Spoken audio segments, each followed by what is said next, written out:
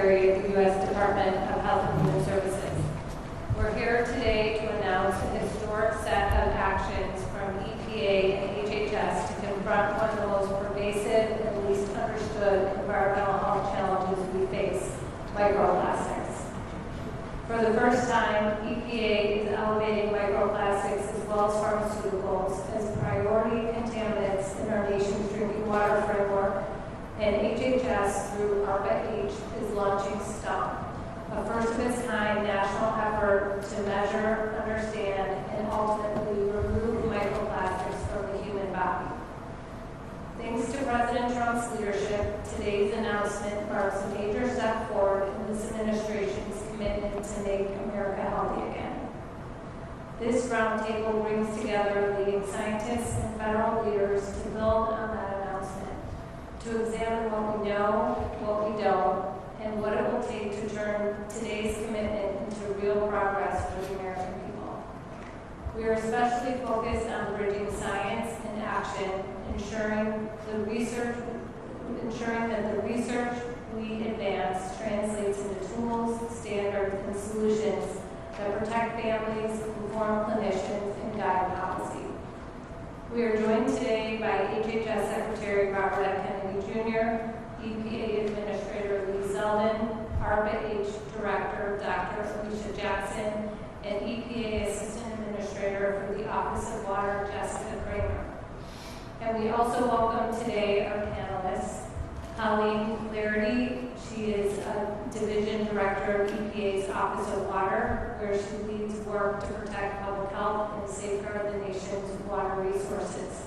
Also, Dr. Marcus Erickson, an environmental scientist and co-founder of Five Jars Institute, known for pioneering research on microplastics and ocean pollution. Dr. Matthew Campen is a biomedical scientist and professor at the University of New Mexico who studies how pollutants, including microplastics, affect the brain and cardiovascular system. Dr. Leo Trisandi is a physician scientist and professor at NYU Lagoon Health, whose work focuses on environmental exposures and their impact on child health and long-term outcomes. Thank you all for being here and for the work you are doing to advance the field at a very critical moment. And now it's my pleasure to introduce a man who has spent more than 4 decades working at the intersection of environmental protection and public health, HHS Secretary Robert F. Kennedy Jr. Hello, everybody. Today we mark a turning point. The EPA and HHS are acting together to confront microplastics as a human health threat. And we are doing it with urgency and discipline. Plastic has become embedded in modern life. It's also become embedded in the human body.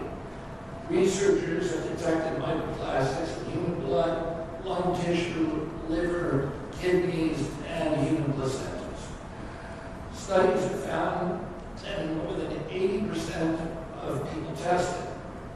One analysis estimates that the average person ingests tens of thousands of microplastic particles each year through food, water, and air.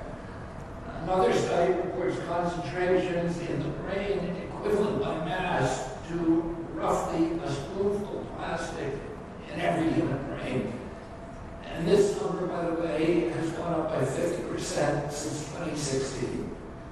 And inevitably, it's going to go up exponentially if we continue along the same road. And in a study of 62 placentas, every single sample contained microplastic, evidence that exposure begins before birth. This is not a rare exposure, this is baseline. We are not dealing with a distant or theoretical risk. We are dealing with a measurable and growing presence inside the human body.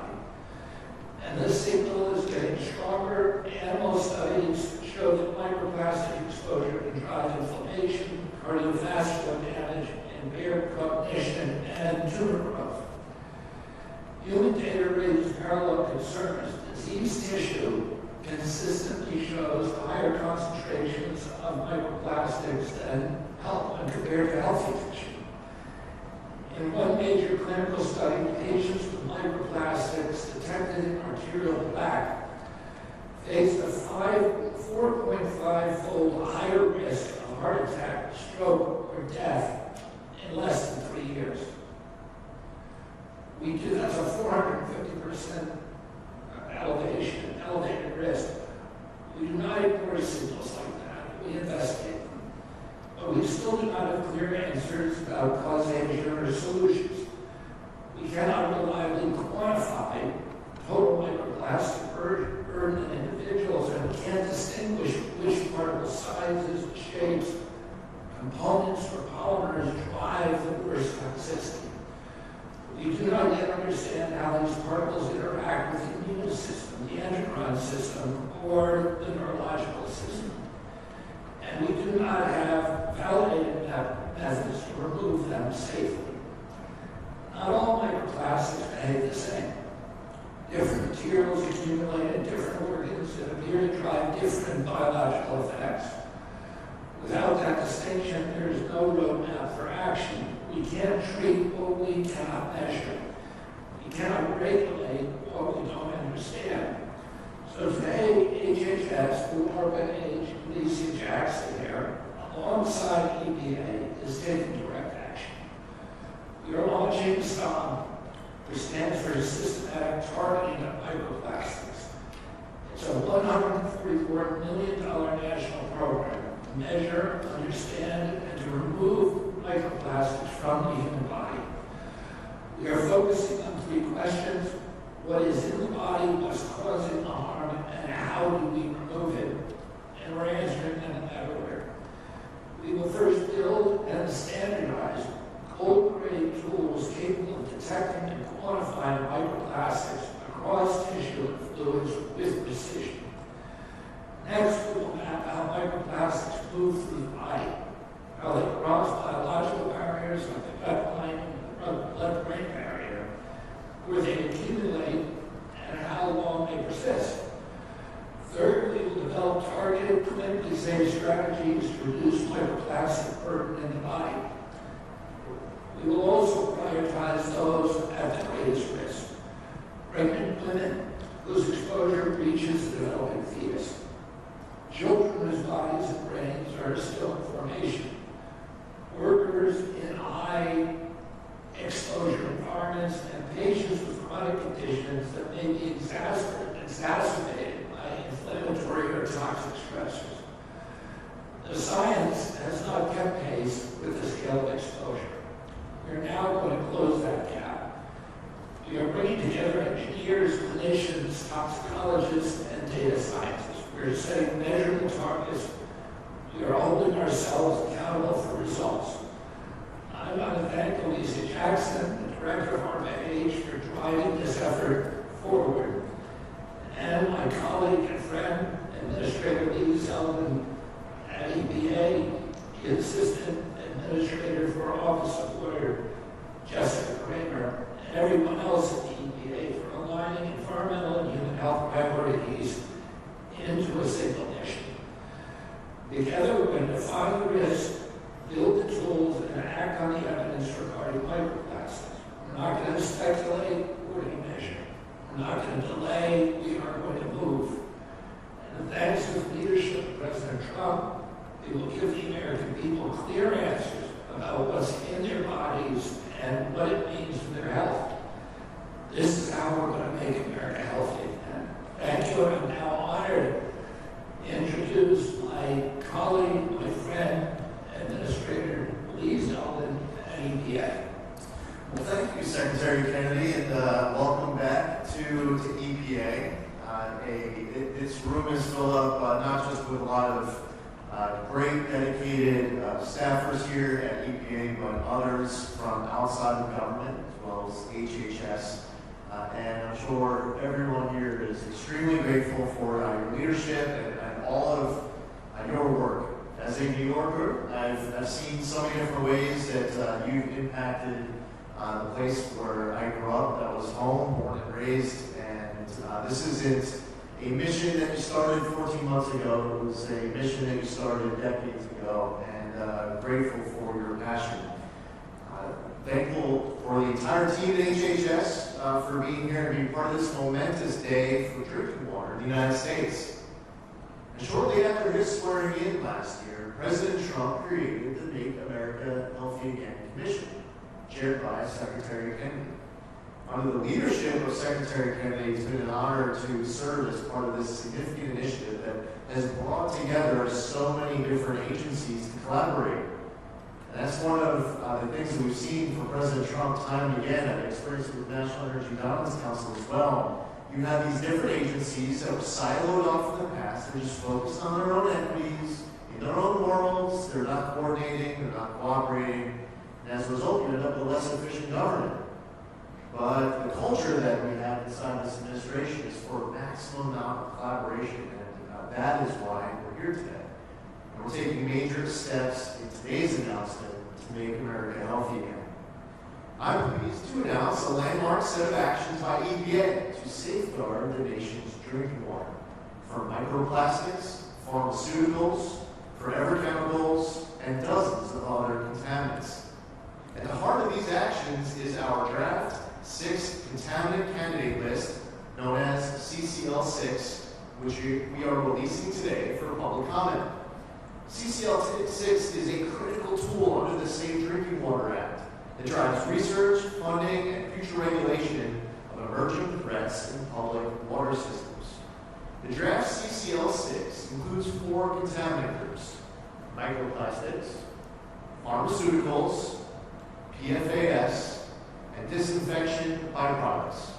It also covers 75 chemicals and 9 microbes that may be found in drinking water. And now, for the first time in the program's history, EPA is designating both microplastics and pharmaceuticals as priority contaminant groups. This is a direct response to the concern of millions of Americans who have long demanded answers about what they and their families are drinking every day. It's also a credit to the tireless efforts, research, and advocacy of the dozens of microplastics and drinking water experts, including many who we have here in the room today. This draft CCL6 is going to help us prioritize funding, research, and information collection. This will allow us to better understand the potential risks of these substances in drinking water while advancing gold standard science. For too long, Americans have been ignored as they sound the alarm about plastics in their drinking water. That ends today. By placing microplastics on the contaminant candidate list for the first time ever, EPA will follow the science, will pursue answers, and will hold ourselves to the highest standards to protect the health of Americans. Today's announcement marks the beginning of a 60-day public comment period. And we encourage Americans far and wide to make their voice heard and to give us feedback. We want your input. I can't think of an issue that hits closer to home for American families than the safety of their drinking water. Now, I want to be clear, this is just the first step in the regulatory process. The human health benchmarks for pharmaceuticals or not regulations are not enforceable on their own, but they are a vital resource that can empower local decision makers to evaluate risks and protect their communities when pharmaceutical contamination is detected above safe levels. Today's actions represent a major step forward for drinking water.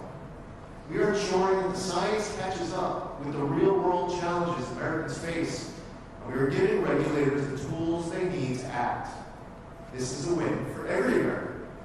With this effort, Trump EPA is advancing gold standard science to inform policy and ensure the best possible outcomes so parents can feel confident filling their children's glasses at the kitchen sink.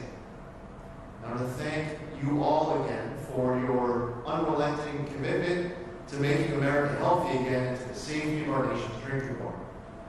And now I will turn it over to Jessica. Jessica Kramer is our assistant administrator of our Office of Water here at EPA. She has an amazing team of dedicated career staffers at our Office of Water here at EPA. And I'd also like to recognize our excellent deputy administrator here at EPA, sitting in the front row, David Fatu. Jessica. Thank you, sir. Microplastics is a growing concern and a challenging contaminant to measure and assess in drinking water. but it's a concern that we are tackling head-on to protect Americans. EPA and the federal family are poised to address this issue and the CCL6, as well as our drinking water research efforts, as important steps that EPA is taking, as the Administrator talked about today. We are in the early stages of research on methods to detect microplastics and how microplastics affect people's health, but we are committed to providing answers and actions for Americans who want to ensure their families can turn on their tap and know that their drinking water is safe. Additionally, as the Administrator mentioned, we are releasing human health benchmarks for 374 pharmaceuticals, including antibiotics, antidepressants, hormones, and other drugs that enter the water. These include prescribed and over-the-counter pharmaceuticals. The current draft list includes pharmaceuticals that are both approved by the FDA for human use and are known to, or have the potential to, occur in drinking water sources like the Potomac here in DC, or in treated drinking water that is delivered to our homes. Again, these are not regulations, but they give states, tribes, and local water systems a critical new tool to assess risk and take action to protect their communities. For example, if a pharmaceutical occurs in drinking water at levels higher than the benchmark, a water system could conduct additional water monitoring or research to help ensure the health of their community. In addition to those benchmarks that we are releasing for public comments, with the CCL6 that the Administrator mentioned, we believe that these are excellent steps and a great example of the federal family working together as we pair these with the announcements of Secretary Kennedy from HHS today. Our actions today represent a major step forward in drinking water, ensuring that the science catches up with the real-world challenges that the Administrator mentioned. And we genuinely believe this is a win for every American as the Trump EPA commits to advancing gold standard science, utilizing radical transparency, and protecting our nation from the harms of toxic chemicals.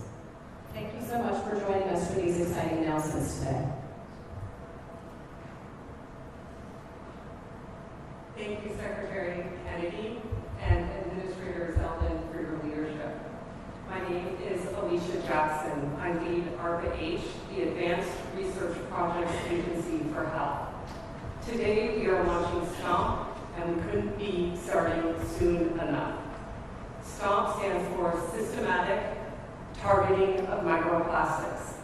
It is a nationwide $144 million program built to affordably and precisely measure microplastics in the human body, understand how they cause harm, and most importantly, to get them out at a cost that every American can have access to so that they can have the immediate and downstream health benefits. Here is the hard truth. Nobody wants unknown particles building up in their body or their children's body. If a doctor told you something was accumulated in your organs, your first questions would be, which ones and what are they doing? These questions have no answer yet.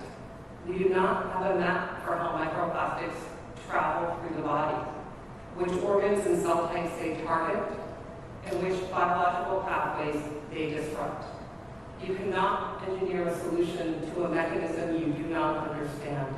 You cannot remove what you cannot measure. Today that changes. STOMP will do in 5 years what the entire field has been unable to do for decades. We will create a definitive shared scientific foundation, gold standard measurement, mechanistic understanding, and ultimately targeted removal, and put it in the hands of everyone who needs it. STOMP is structured across 3 technical areas because the science demands it. First, we measure. We will build gold standard methods for detecting and quantifying microplastics across blood, tissue, and organs. For the first time, the entire field will work from the same foundation.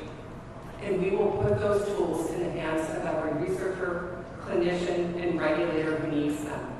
We will also build a clinical test under 15 minutes and under $50 because the ability to measure your own microplastic burden should not depend on what you can afford. At the same time, we will address the mechanism of microplastics. We will map how microplastics move through the body, which ones accumulate where, and which pose the greatest risk.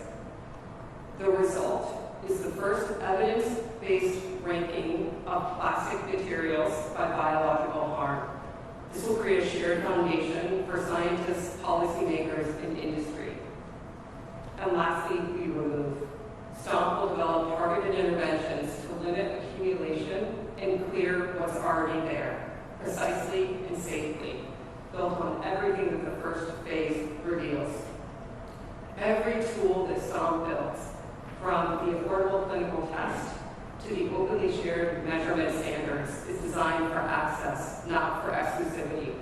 That is how you protect national health, and it is how you lower the downstream costs that microplastic-related disease will otherwise impose on our healthcare system.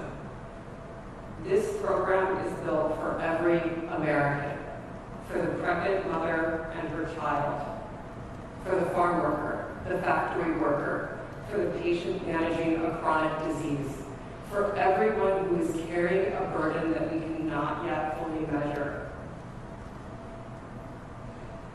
This field has been working in the dark long enough, and STOMP turns on the lights. Thank you.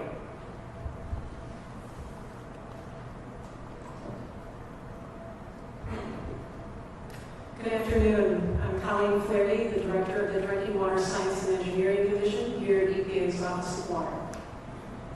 Microplastics is a serious and challenging environmental and public health issue. Microplastics can vary greatly in size and composition. There are many different types of plastic polymers that may degrade and get into our water. These plastic polymers can also carry other chemicals, as well as pathogens like bacteria and viruses. Measuring these complex mixtures of microplastics in drinking water and understanding their potential health effects is very, very challenging. Including microplastics on the CCL6 is a great step to further prioritizing research in this area, and we have a lot of work to do. We are working here at EPA to understand two key things. First, how to measure the amount of microplastics in drinking water, and second, how those microplastics may harm human health. Each of these is critical to understanding whether microplastics are found frequently and at levels of health concern in drinking water. First, we need to conduct research to define and better understand how to detect and quantify microplastics, the size, the different types, the shapes, and the number in drinking water. We need reliable, consistent detection methods that can be widely used. Scientists in my division, with the help of experts across EPA and with our other federal partners, are beginning to work to develop a method for detecting microplastics in drinking water. Developing a robust, validated method that can be used broadly will be very challenging work, but EPA scientists are highly skilled and dedicated to this task. Second, we need to understand the range of potential health effects of microplastics and which of those effects occur at the lowest levels. We are working across EPA and with our federal partners, including HHS and others, to explore what we know about health effects of microplastics, including figuring out the types and sizes of microplastics that can lead to different types of health effects. Once we have the ability to measure microplastics in water and an understanding of the potential health effects, then we can assess the potential risks and determine whether it's found frequently and at levels of health concern. We're in the early stages of this research, and we look forward to ramping up our work in this area and working with federal partners to ensure a consistent whole-of-government approach. I'm also proud that scientists in my division, working with FDA, USDA, and the Department of Interior, have developed human health benchmarks for nearly 400 pharmaceuticals. The benchmarks were developed for FDA-approved prescription and over-the-counter drugs that are known to or have the potential to occur in drinking water sources like reservoirs and rivers or treated drinking water. In the future, we may update the existing benchmarks and add benchmarks for other pharmaceuticals as new information becomes available, including as FDA drug labels change. As Jess said, those benchmark values are informational only and are not regulations. To develop the benchmarks, we use the lowest oral therapeutic dose from FDA-approved labels with a safety margin to account for variability among people and for missing information. And then we considered how much water a person typically drinks every day. We developed 2 benchmarks for each pharmaceutical, one for the general population, all ages of people, and one for infants, because they may be more sensitive to the exposure. These benchmarks are currently in draft form and are open for public comment along with the CCL6. We have an amazing scientific and research staff here at EPA and across the federal family, and I'm honored to have worked with them over my 22-year career here at EPA. The microplastics research and human health benchmarks for pharmaceuticals are just a slice of what our scientists do. I'm so proud of the work we've done in these areas and on so many other activities to protect public health and ensure our drinking water is safe. Thank you. Colleen, just a shameless plug for your staff. I gotta say, and this applies to so many other people who work here at EPA, but Colleen, a team, the Office of Water, people who spend 20, 30, 40 years in government, they're here to selflessly serve. They have the ability to leave government and make, I don't know if the secret's about to get out, but they can make more money outside. But they believe in this mission and they care about America's water. And I've got a chance to see it now for the last 14 months, Colleen, and a message to your entire team, and I feel compelled to share with this group publicly. Because Americans don't know where each and every last tax dollar goes. As a matter of fact, let's say Americans have a lot more questions and answers. It's a mystery. Where does our money go? Well, I will tell you that at EPA's Office of Water, that you have just a tremendous amount of talent, experience, passion, and dedication. So I felt compelled to share that, Colleen. Thank you for your work. Thank you, Minister.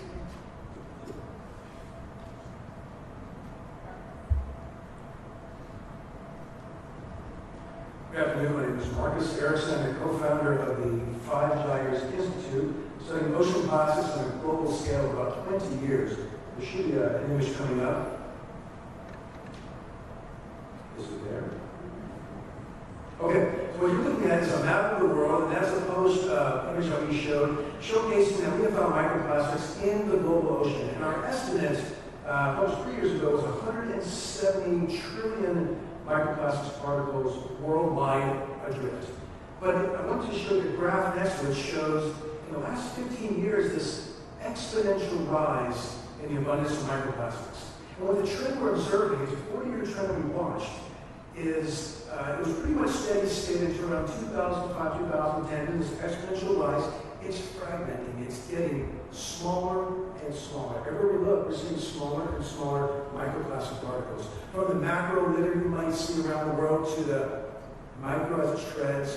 And now what we're doing here is looking at the impacts, we're trying to monitor the impacts of the nanoscale. Next slide, please. So as it gets smaller, and when we say small, obviously the images here to show what that means. When we say a nanoplastic particle, think of something 1/100th the width of a human hair. Really tiny stuff, and even smaller. At that scale, it's very difficult to monitor and identify what those things are, but I want to point out that the abundance really increases. It skyrockets. Now I estimate there are more nanoplastics among us than there are grains of sand on the beach or stars in the sky combined. And we're really awash in these small particles. I brought a petri dish, put out here. If we left this out here all day long, by the end of the day, there might be hundreds, if not thousands, of nanoplastic or nanoparticulates that are settling into that dish. You touch anything as if, like the synthetic textile, there's 100 right there. So they are among us, they are abundant. What we need to really understand, the data gap, is how do we measure this? How do we, and then once you measure it, you measure it first, you can understand what is the impact, what is it doing in our bodies. Now, at that scale, that's when we see, research is showing from my colleagues here, is that it enters our body through inhalation, through ingestion, even through dermal transfer. So that's where we are now. Next image, please. So after a lifetime of studying microplastics, after 20 years of that, microplastics in our oceans, it's the ocean of nanoplastics in our bodies that concerns me the most. To measure first, to monitor and mitigate what you cannot see, that's the challenge before us. And that's where I really want to acknowledge STOMP, ARPA, EPA, HHS, the leadership of Secretary Kennedy and Administrator Zeldin for taking this on and bringing this issue to the forefront and putting some teeth behind the research. Thank you.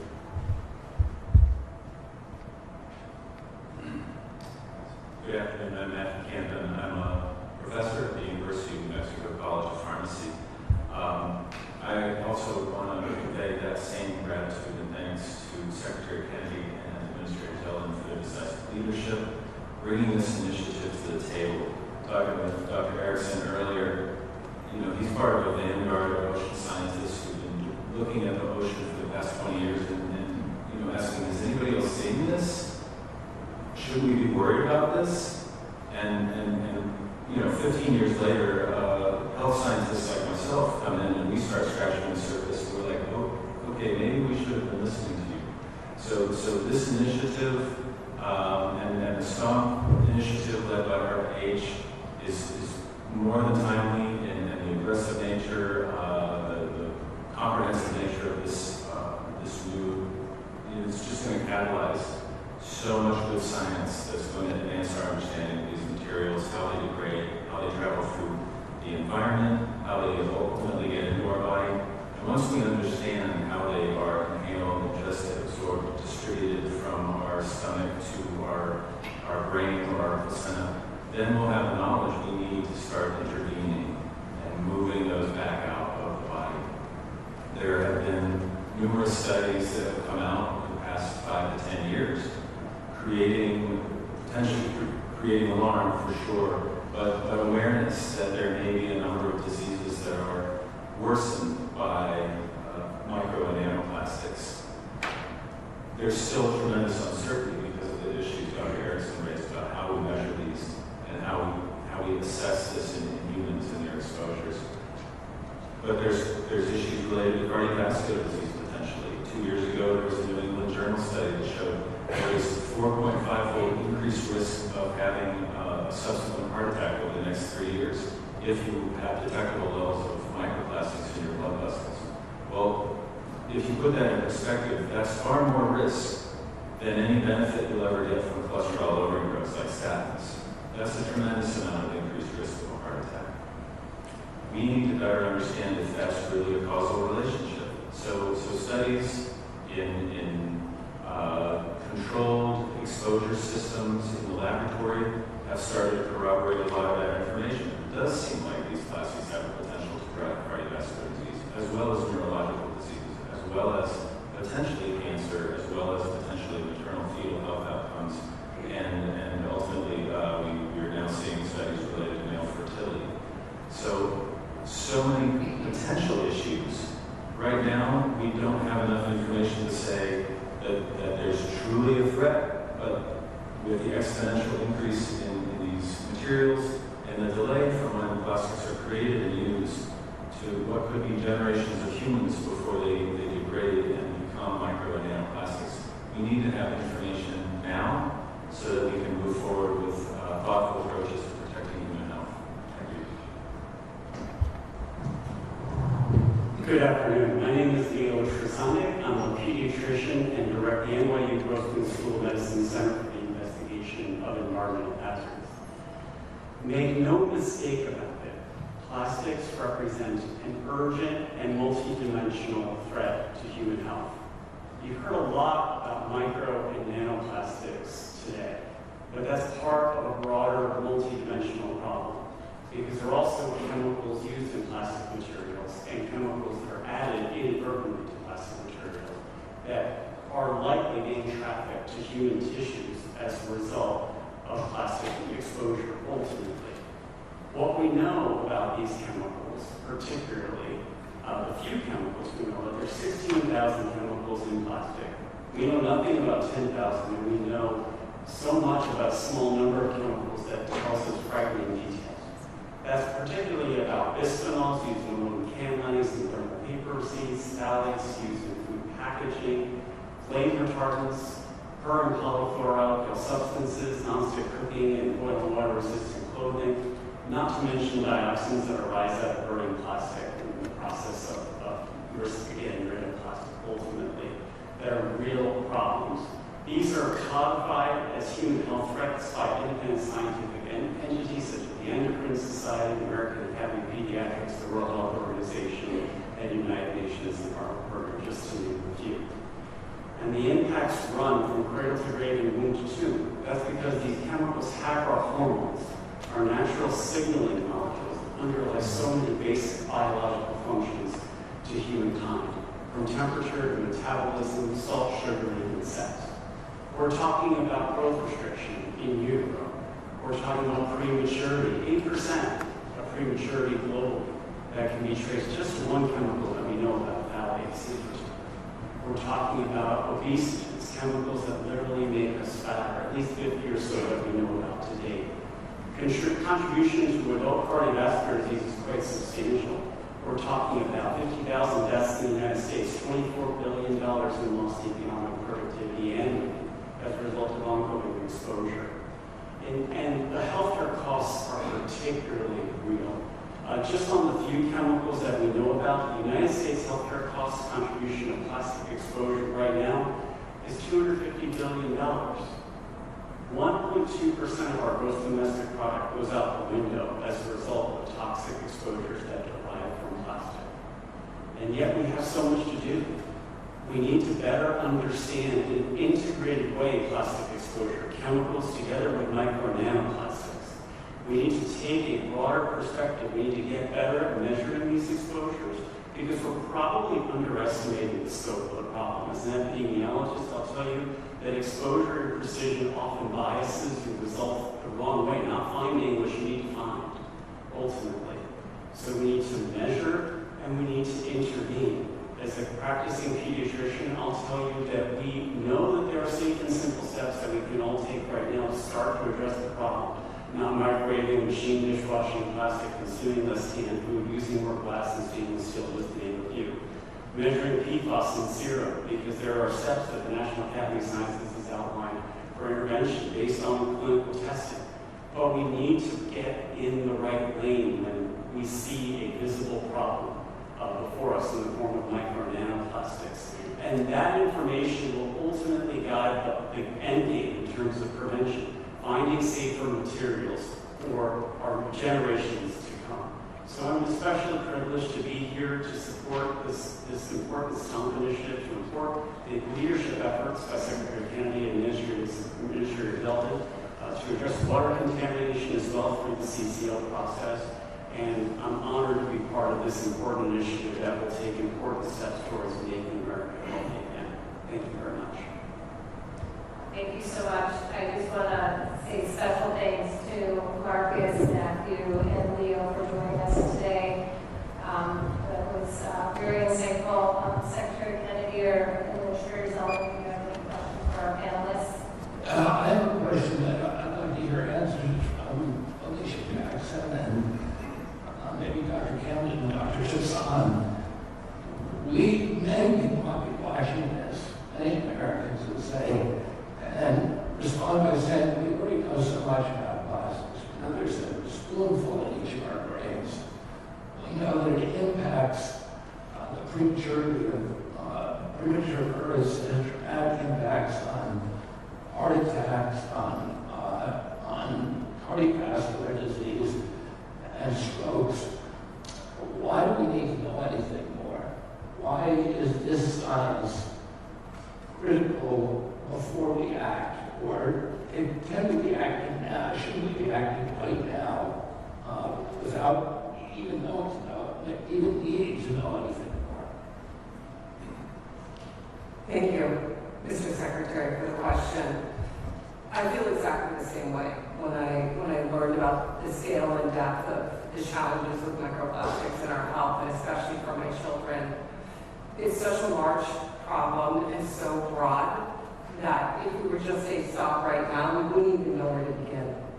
We simply don't know the specific microplastics that are going to each part of our body. So whether that's polypropylene, polyethylene, polyvinyl chloride, PET, there's so many different types of microplastics of different size and scale. They go to different parts of our body, from the brain to even the mitochondria. And the fastest route we have is to understand which of those microplastics are causing the most harm and focus on those as number one, focus the most resources on those, and that's exactly what we're starting with here. I agree, Secretary Kennedy. Action now can be taken based on the knowledge we have. It's a complicated problem because we have, you have to address production, recycling, and you have to address waste management. There's so many aspects that will need to be revisited in light of the knowledge we have.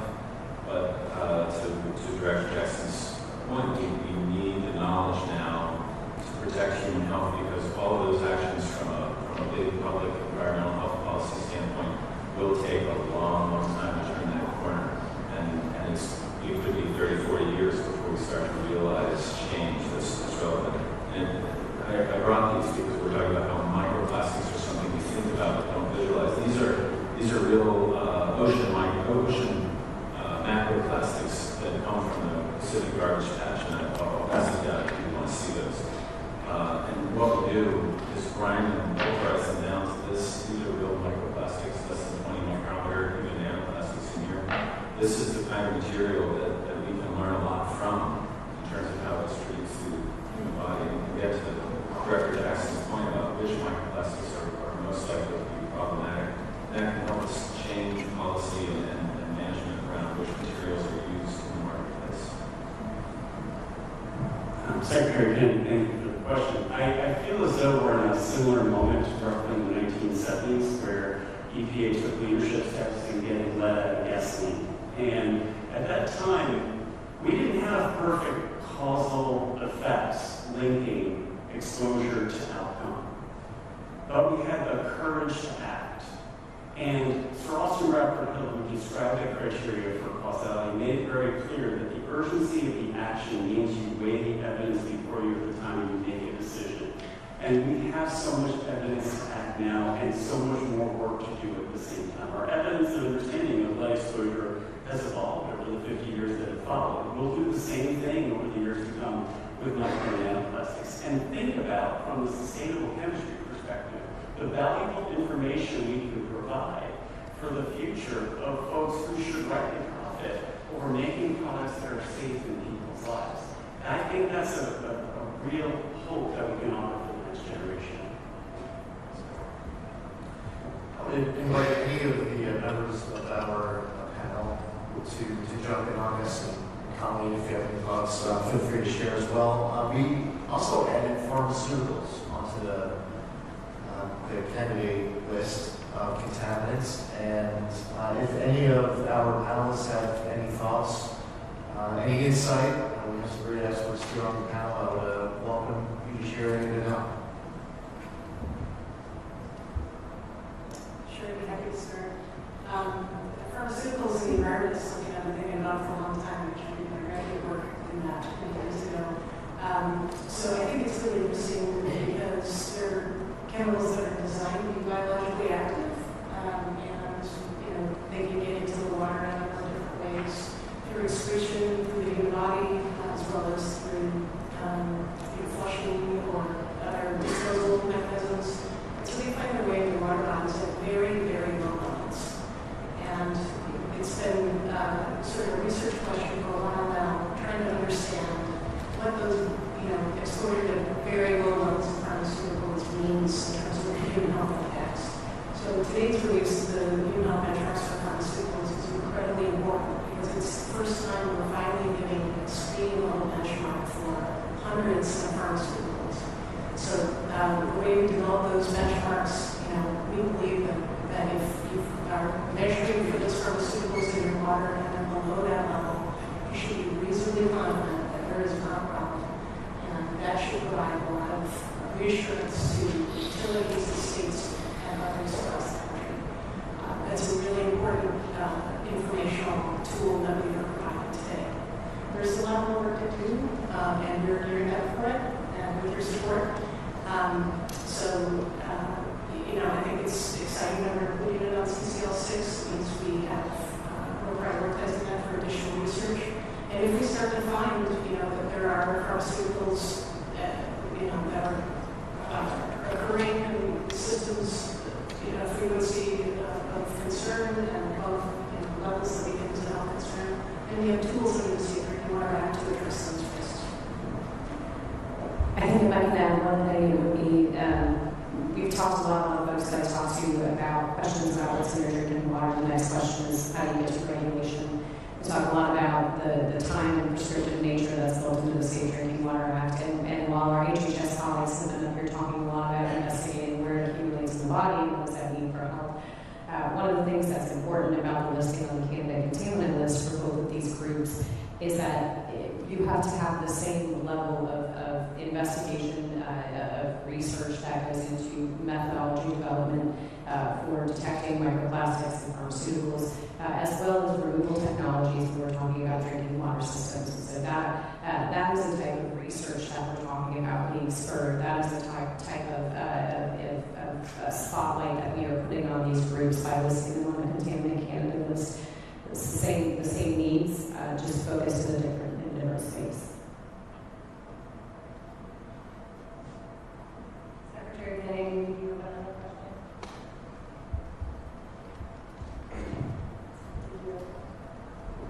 I can just briefly add, antimicrobial resistance is altogether real. And we do receive chemical body burn as a result of many of the contaminants that are being addressed through the CCL. So I just simply would applaud those efforts. Thank you. Great. Well, thanks everyone for being here today. Thank you, Administrator Zeldin and Secretary Kennedy, for your leadership, and President Trump for the Make America Healthy Again agenda. And I'm grateful everyone was here today. Thank you to our panelists and everyone else.